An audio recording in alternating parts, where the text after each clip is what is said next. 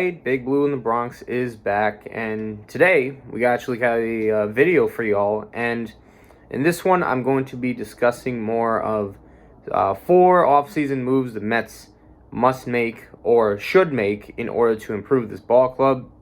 Now obviously, and we didn't really talk about it too much yet, obviously the big hire of Carlos Mendoza as the new manager was announced Monday. It is now Wednesday, so it's been 2 days since that. And, we got to think of, David Stearns, going with an analytical approach. Doesn't want a guy who, even though he said he didn't, doesn't want a guy who necessarily has the experience, but someone who's going to go along with his game plan and be in lockstep down, which, again, you look at last year's team, obviously Billy Epler and Buck Showalter didn't. They are both gone now. But now we look at some of the players that we need to acquire or some of the things we have to do in order to represent a good success with this team. So, nevertheless, here's the first thing we have to do. Number 1 on my list is cut dead weight / let the kids play. So cut dead weight and let the kids play. Now, I have to say, there was a lot of dead weight on this 40-man roster for the New York Mets last year. I went to a few games last year, and I watched them all season long. There was just too much of guys doing absolutely nothing. Now, they've already started the process of guys getting outrighted and non-tendered, and some of the names include, and they should be outrighted, I should say, Danny Mednick, a guy, again, had no value. Michael Perez, catcher. He played a few games, but we can find better. Rafael Ortega played a bunch of games during us in the season when, we made all those trades at the deadline. Good, he's been outrighted. Vinny Natoli, pitcher, did nothing. Outrighted. I believe we put Anthony Kay on waivers, another guy, outrighted. Jonathan Aruz, remember him? Yeah, definitely outrighted. So more guys were made on Monday too. John Curtis, another failed bullpen guy, outrighted. Bryce Montes de Aca was outrighted to Syracuse as well. So guy that can actually throw pretty hard, but he was outrighted to Syracuse. Peyton Battenfield, another guy, outrighted. Denny Reyes, remember him? He was the guy when the Mets got blown out in that game against Atlanta earlier this year. Yeah, outrighted. Tim LeCastro, pretty much the designated pinch runner, another one-dimensional player, outrighted. Good. So we see a lot of these guys get outrighted. We also know some of the guys have opted out. Carlos Carrasco, another guy I didn't want back, and Adam Ottavino actually electing to go to free agency and test the market. So 2 guys that are not going to be here next year as well. But we just had too many guys that had no value or were just one-dimensional players. One-dimensional players that really hurt this team. Like I said with Tim LeCastro, he's pretty much just a pinch runner for anyone who can't run. And, there's other guys on this team that I don't want brought back either. Jeff Brigham, another guy. Remember him? They traded for him along with Eliasar Hernandez, who was pretty much injured the whole year. And he pitched terrible. Bring him out of here, please, because that was an in-division trade, and usually scout your rivals pretty good, but they didn't do a proper job of scouting him. Trevor Gott, remember that trade during the season? We acquired him. We had to take on Chris Flexen's contract. Yeah, Trevor ain't got it. That's right. He was just a batting practice for the other team. Drew Smith's another guy. He can go. Okay, we've seen the Drew Smith error. All right. Guy who can strike out batters, but also gets into a lot of trouble at times. He also had the suspension for the sticky stuff. Okay, he can go. I'm done with the experiments of Drew Smith. He's been used in too many high leverage situations. He can go. Then we got Luis Guillorme, another guy. I kind of want him gone. All he does is play really great defense, and that's fine. I don't mind players playing great defense, but up the middle, we already got Lindor, and we got McNeil, and we got Mauricio wanting some at-bats now. And defense isn't really a huge problem, especially because, Guillorme is a shortstop, and Lindor is probably one of the best shortstops in the game, especially defensively. And it just doesn't really seem to make sense to keep him. The final guy that every Mets fan wants off this team is Daniel Vogelbach. And I say that Vogelbach is more of a symbol of what was wrong with this team, of just being a one-dimensional player, and the fact that he wasn't even good at that dimension. First off, he can't play the field.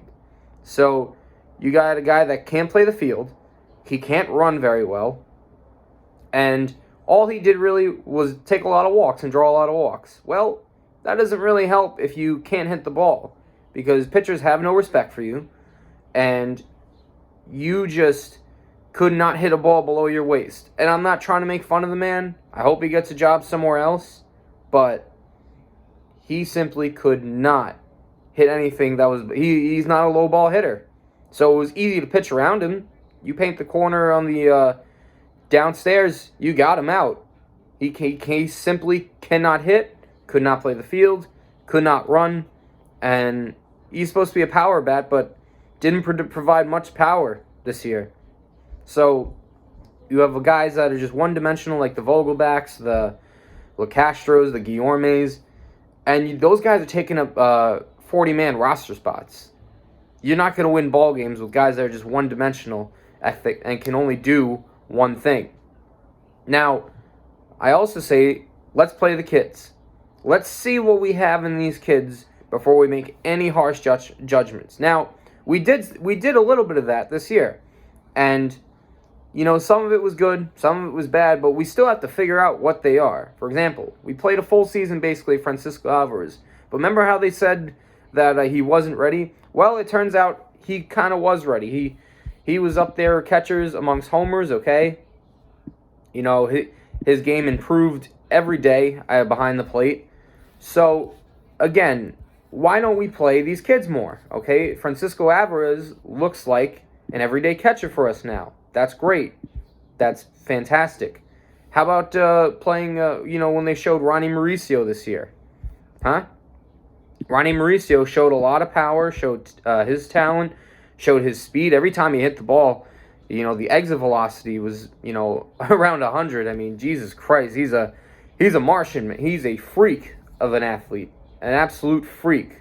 So, again, play these kids. Now, the two ones that really struggled this year, easily, Brett Beatty and Mark Vientos. And I say they struggled a lot this year because, they had their offensive and defensive struggles. They really, really did. And, Beatty had a hard time. He got sent down at one point, but Beatty had a hard time of hitting balls within the strike zone. And I know he must have had a timing issue, or he just wasn't seeing the ball well. He did excellent in AAA, though, but he really struggled. And then he had some defensive blunders. I mean, most notably, he had that big drop. I believe it was against the Dodgers. It was a national televised game, too, so that was a big error. He had an error this year against the Phillies where he started seeing him have the yips, which wasn't good. Mark Vientos, a guy he's got power, but he didn't really produce that much. He would hit spurts here and there, but remember, Buck wasn't playing him. He was playing Vogelbach. Now, of course, that is reported that Billy Epler was the guy that liked Vogelbach, so we can blame him for that, for not giving these kids at bats and not doing a good job of, number one, being able to evaluate whether these kids are ready or not, and number two, playing them consistently, giving them quality at bats and quality playing time, because if you're gonna lose, at least lose with the kids. You don't want hogwash on this team. You remember Vientos, another guy, a little bit stuck in AAA, raking in AAA, and his rhythm and timing was probably thrown off, and then he wasn't good defensively. I don't know if he's got a position. He might be a DH, but again, we gotta give these kids a chance to play, and if they don't work out, that's okay, because we got other kids in the system, and I'll go over that in a sec. But remember, like I said, they said Alvarez couldn't play. Well, he had 25 homers this year, his rookie year. Maybe he's a guy that can get you 25 to 35 homers a season and play an okay defense. Maybe he gets better at that. That's something valuable to a team. Not many catchers can hit over 25 homers, especially in their rookie season. So there's something there. But again, even if the 4 kids I just mentioned that played this year don't work out, there's plenty of kids that we have in the pipeline. Okay? There is plenty of reinforcements coming up. We overhauled this prospect system. Remember, Luis Angel Acuna, who they put on, who's on our 40-man roster, by the way. So maybe he's ready this year, okay? Or maybe he's ready mid-season. And remember, he's a shortstop, but they've been playing him at second, okay? That's probably where I see him playing for the future, and I think he's our best prospect right now. Then let's not also forget we got Drew Gilbert down there. Okay, he was part of that Double-A squad. How about we got Jet Williams? Gilbert's an outfielder. Jet Williams, a shortstop. Okay, then we got, obviously, Kevin Parada, another catcher. So, another guy that can be behind the plate. And we also got Ryan Clifford.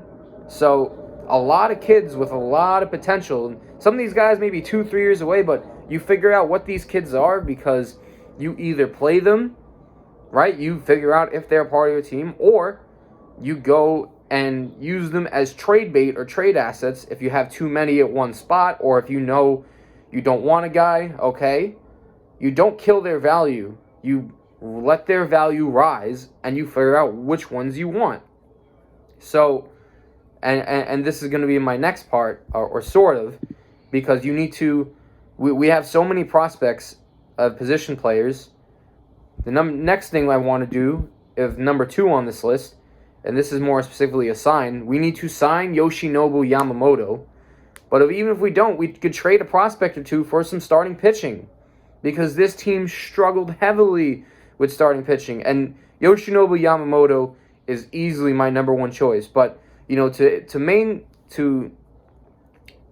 obviously to describe the pitching struggles this year is an understatement, because this pitching staff was atrocious. Okay, too many guys with a lot of control issues on the squad. You had guys like Tyler Miguel at some point, and I'll put it in a category with him and Peterson because he's the next guy.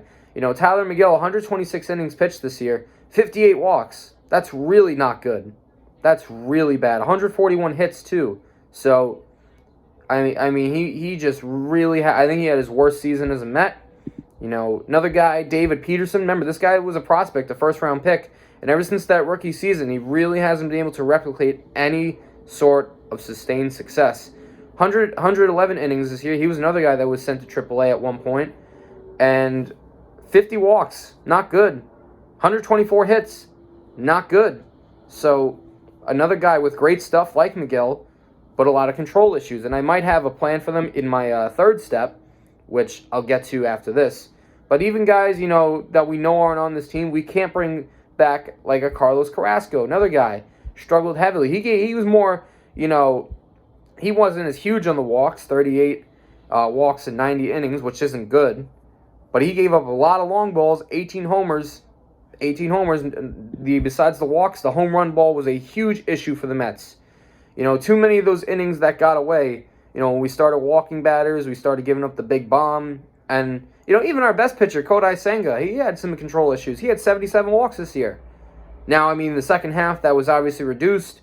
Everything else, the strikeouts were up, the ERA was going down. So, you can live with that, but even he had some struggles with the walks. And in total, the Mets starters had a 1.38 whip. That's not going to cut it. They also had a 4.67 ERA in the first inning. If you fall behind in games every year, every day, you're simply not going to win ball games. You have to keep playing catch up. It's just not going to work. Also, in that first inning, I mentioned the ERA, most walks in the first inning of any team in baseball at 91. Think about that. You're putting free runners on base, okay, to start the game. It's just not a good mentality, man. You feel like you're fighting from behind and struggling early, making your pitchers really work. So, I know it wasn't some guys that are not here anymore. Obviously, I mentioned Cookie. Max Scherzer also struggled with the home run ball this year. He didn't have his best stuff. So, hopefully, we get a guy like Yoshinobu Yamamoto. But before we even get into him, we have to, hope that the new pitching lab they have kind of catches up, and they need to throw that 2023 season away and hope to God that this pitching lab works, because this, I think they might have started this in June or July if I'm not mistaken, so you can fact check me on that. But the hope for this pitching lab is that it's a better understanding of pitching mechanics, and hopefully this translates into a better workout plan, better pitch design, better health. So this is what they want to do, whether it's the minors and majors. Okay, that's a huge thing they need to do in this offseason. That's why Steve Cohen is really, really into analytics and data, because he went out and he wants this to work. Okay? He wants every pitcher to take a step up, because he knew this pitching wasn't good last year. And we'll talk about the bullpen in a sec. But here's why we even need a guy, so that's basically why we need a guy like Yoshinobu Yamamoto. A guy in the Japanese league, right? He was posted by the Oryx Buffaloes in the Japanese league, and he was dominant in his time in Japan. Absolutely dominant, okay? He was filthy. He could paint the corners. He showed very good control with his pitching. Just to, a guy, he just doesn't lose. I mean, 2021, 18-5. 2022, 15-5. 2023, 17-6. He was that lethal. 17-6, okay? He just doesn't lose games. The ERAs, 1.39, 1.68, 1.16. That's just a elite pitcher on another planet. That's almost like when Jacob deGrom was here. Unhittable. And he would just punch out batters, and it'd be too easy for this man. And the strikeouts too. I mean, the strikeouts were a huge thing for Yamamoto. Okay? 206 strikeouts 2021, 205 strikeouts 2022, 176 last year. But hey, I mean, you give me 175 to 200 strikeouts as the ace, okay? And I think he could be better than Kodai Senga. I think he's that good, okay? He is just on another planet when it comes to these pitching. And remember, he's only 25 years old. He's only 25 years old right now, so he's not that old. You sign him, you might have him for a decade. And, he's won the PCL MVP award multiple times, okay? So he's the real deal. His fastball's in the upper 90s. Slider has a lot of control. And he beautifully disguises the changeup he has, too. Very underrated pitch of him. I watched some of his video. Okay, he disguises that changeup very well off the fastball. So, again, he feels like he makes it his goal so batters can't feel like they can't hit. And that's what we need. We needed a guy that is a punch-out. And, again, those ERA and strikeout stats, of course, they led the league. I mean, of course. I mean, he's just that freaking good. And you know what? If they don't get Yamamoto, it's a huge loss in my opinion. But there are other guys they can go after. I mean, they want another Japanese guy. Go Shoto Imanga. I know he's in his 30s, but still, he's a guy I wouldn't mind. Or if you want someone in the MLB, there's a few guys I would touch, and a few guys I wouldn't. I would go after maybe a guy like Montgomery. Obviously, part of the World Series team. Big help at the deadline for the Texas Rangers. Eduardo Rodriguez, another guy. He opted out. Remember, originally he wanted to stay, but it doesn't look like Detroit is going to get him unless something changes. And Seth Lugo, another guy that we had here. We used him as a starter and bullpen. I like to use him as a starter. He showed what he can do with the Padres last year, and he showed what he can do with us in the past. So he'd be a perfect guy. There's some guys that are going to hit for agency that I don't want to touch. I don't want to touch Sonny Gray. I think that would be a big mistake bringing him here. I don't want to touch Blake Snell. Don't want him. I don't want to touch Aaron Nola. I think that's a big mistake. So that's why I'd say go after Yoshinobu Yamamoto. And we, as a team, not only need to go get a starter or two, we need to, number 3, and this is number 3 on my list, revamp the bullpen. Okay? We need to heavily revamp this bullpen. Now, obviously, the huge loss to Edwin Diaz last year really hurt us, in my opinion. Okay? I mean, we know how special Diaz was. You look at the strikeouts per nine, the strikeout percentage, the ERA, easily painting corners with a fastball, a moving fastball too, and got hitters to chase on the slider. And we hope he gets back to form in 2022 as the best closer in baseball, because that's what he was before he got hurt. He was the best closer in baseball. And then we obviously picked up the Brooks Raley option, so he was solid last year as a lefty. Maybe he's your seventh inning guy, eighth inning guy, a setup man. Fine by me. I had no issue with Brooks Raley last year. Really good off-speed pitch he had.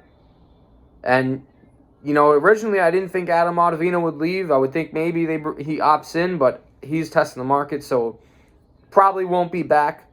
But the Mets have had bullpen issues for years, and it needs a huge revamp, and we can't do what Billy Epler did. He barely, they had the highest payroll in baseball, but other than the Edwin Diaz contract, a low percentage of that budget went to the bullpen, which was a huge mistake. I mean, the amount of guys that I have to even think of that they brought in. I mean, Dominic Leone, awful.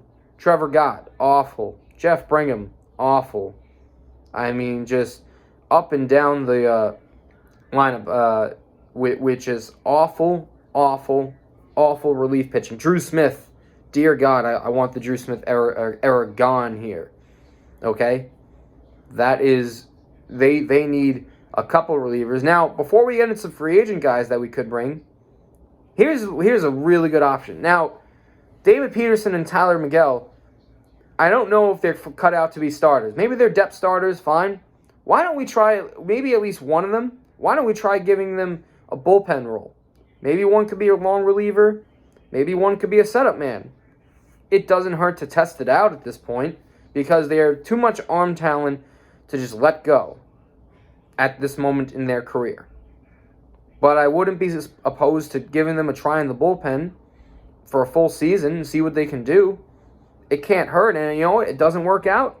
It doesn't work out. At least they tried. Okay? But let's not waste the talent. Let's try and get the best value out of them. Maybe they can't be guys that can be trusted to pitch 5-6 innings. But maybe you give them 1 or 2 innings. Maybe that works for them. Maybe that's the option for them. And so, now that we said that, and we talked about the pitching lab before, here's some guys they could look at that probably aren't AAA arms and actually have proven to be good use in the bullpen. How about Jordan Hicks? A flamethrower. He's had some control issues in the past, but I think he'd be a very nice setup man. He went to Toronto last year coming over from the Cardinals at the deadline, and I think that could be a very solid option. How about the Yankees? You guys know him very well. Wandy Peralta, a high-leverage lefty, get key outs. I would take Wandy on this team. How about Brent Suter from the Rockies? He's got a lot of experience because he played with the Brewers before that. David Stearns knows him. Okay, he had solid numbers in a ballpark in Colorado with obviously the altitude difference, but also, it's basically a hitter's home run parade there. So Brent Suter's a guy I would look at. How about Matt Moore? Matt Moore, another guy that had probably one of the better relievers in baseball that didn't get talked about. He was a former starter. Remember, he was an all-star with the Rays, but, then he started with the Angels last year. He played well with them. Then he went over to Cleveland, and then he went over to Miami, if I'm not mistaken, to try and help them out. So there's a guy. You know what? I'll even say we can even sign Aroldis Chapman. I know he didn't end well with the Yankees, and maybe he doesn't want to come back to New York, but for a setup role on a cheap deal, yeah, I would do it. I would throw the money. We need to get guys that can punch out hitters and get guys that can be in high leverage spots. Those are guys that I trust to get outs in that 6th, 7th, and 8th inning because we already got Diaz and Raley. Those are 2 options. We get a good 2 or 3 of those guys, I would do it. Maybe one Peterson or Miguel, or maybe both, turn into solid relievers. That's not a bad option. Even though with those 2, the numbers may not be the best, but just give them a shot. Give them a shot, in my opinion.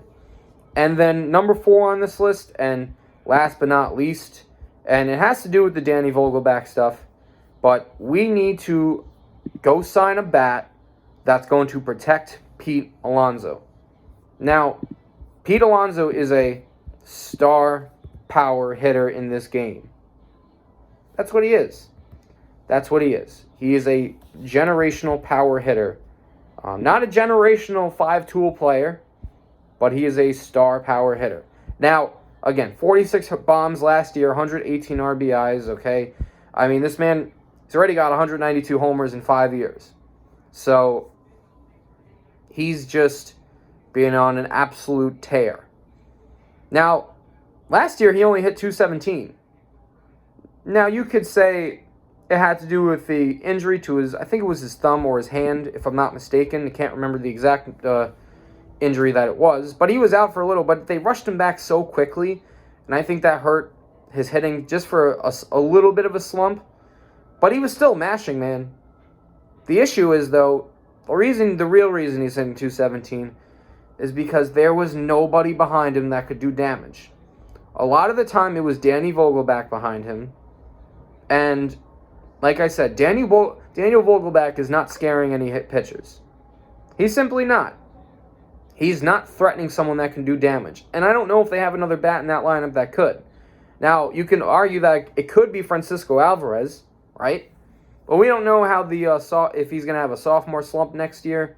You know, I still want him to be the everyday catcher, obviously. That's not what I'm saying.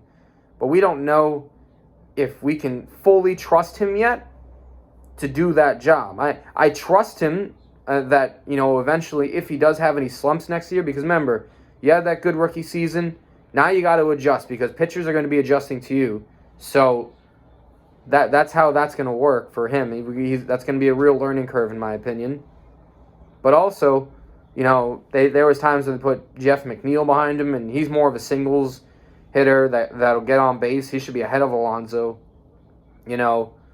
And then there really wasn't anyone worthy else of even trying there because no one has the pop, you know. No one has that ability to scare any hitter in that any pitching in that lineup.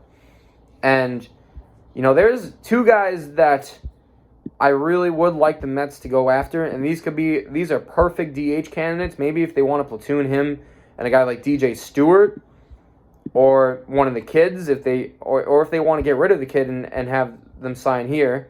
I know it's a little contradictory, but they need at least one other bat in this lineup that can get you 30 bombs at least. Drive in, you know, somewhere between 75 to 100 runs. The first guy, and the guy I'd really make a heavy push for, JD Martinez. Okay? JD Martinez is my first option here because not only has he been a guy with a lot of postseason experience, okay, he won back with Boston during that time, but he's also had plenty of playoff experience with them. He's had playoff experience with the Dodgers last year, even though they got bounced. But, I mean, I know he's 35 years old, so he's on the older side, but here's a guy that just consistently hits 270, 280. You know, he's not going to hit you 300 like he was about 7-8 years ago. But he could still hit. He still gets on base, you know. He had 33 homers, 103 RBIs. I don't think anybody talked about him. That's how good JD Martinez was. He is a masher in that lineup, a veteran hitter, and is going to give Pete more pitches to hit, okay? It really, really is. And I think he'd be a perfect fit there behind Alonso in that batting lineup. Another guy that I would like to take a look or inquire about, played on Miami last year in the division. How about Jorge Soler? You know? Remember, he was a prospect coming up with the Cubs, didn't work out. Then he started blossoming in Kansas City. They moved him to Atlanta, who he was on that, remember that ridiculous run he was on? Guy that could hit in high leverage spots for the Braves. Man, was he a masher that postseason. But last year, with the Marlins, you know, he had 36 homers last year. Another guy that can really, you know, do some damage in that lineup. Now, I do know that these two guys I mentioned are high strikeout guys, but hey, if you're mashing at the plate, if you're getting extra base hits, I mean, I got no complaints. I mean, OPS for Soler last year, 853. 853 for Jorge Soler. That's incredible. OPS for JD Martinez, 893. That's what you want out of your DH spot. Okay? You don't want these 700, 600 guys who can't rake. These two guys can rake. These two guys will allow Pete to get more hits other than just homers. So we don't need a superstar in this role. We just need someone who can hit for extra base hits, knock in maybe, I'd say more realistic 75 to 80 runs. And we need a thumper in this lineup, okay? Some people say RBIs aren't important. I say hogwash to that. And I really think if we get another bat to protect Pete in this lineup, that it can really help us out in the long run. So those are the 4 things I'd like the Mets to do in this offseason. Or, I mean, they should do. I hope they listen to me. Maybe not. Maybe I don't know what I'm talking about. But nevertheless, thank you guys for watching this video. Okay, make sure to like, comment, subscribe for any post notifications, okay? And there will be more Mets content. There will be more Yankees content with the baseball offseason here and the World Series obviously done. So, with that being said, I will see you in the next one.